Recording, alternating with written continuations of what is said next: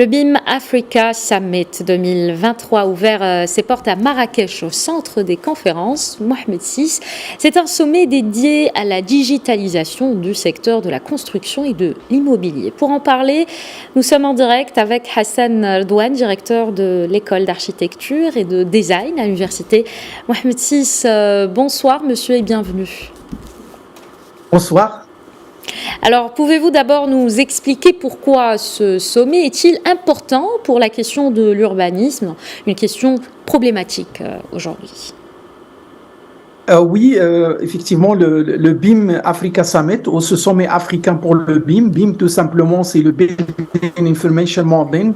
Donc, c'est la digitalisation, la numérisation avancée du secteur de la construction et la gestion du secteur aussi de l'urbanisme, et comment un peu accompagner la transition et la transformation 4.0 du système des bâtiments et des villes.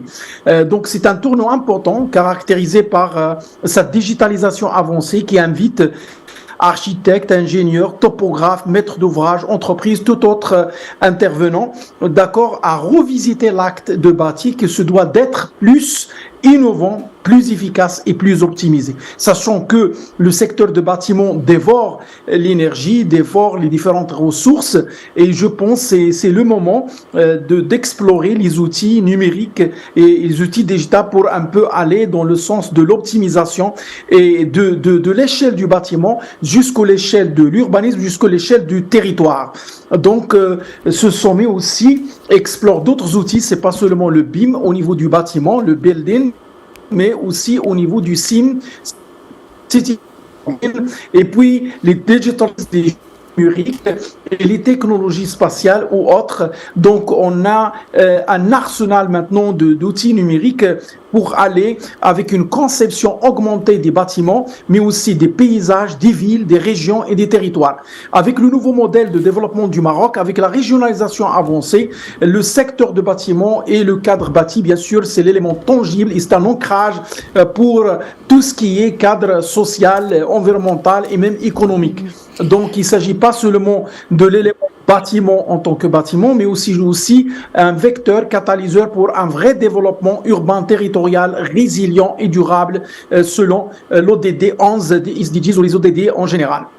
Alors, vous avez évoqué un certain nombre de défis à relever aujourd'hui dans votre domaine. Quelles sont les projections à ce sujet? A-t-on réellement les moyens, les ressources énergétiques justement de ces ambitions que vous venez d'exprimer? Quels risques devons-nous surveiller pour atteindre ces différents objectifs?